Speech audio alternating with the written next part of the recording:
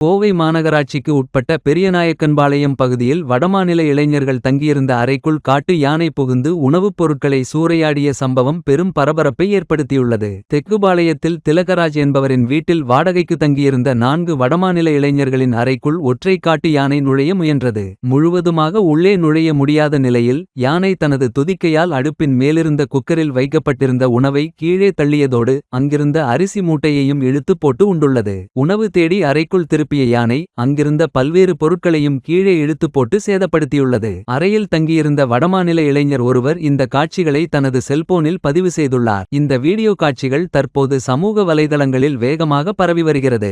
யானையின் வருகையால் எங்கள் அறையில் இருந்த உணவுப் பொருட்கள் மட்டுமல்லாமல் வேறு பல பொருட்களும் சேதமடைந்துள்ளன.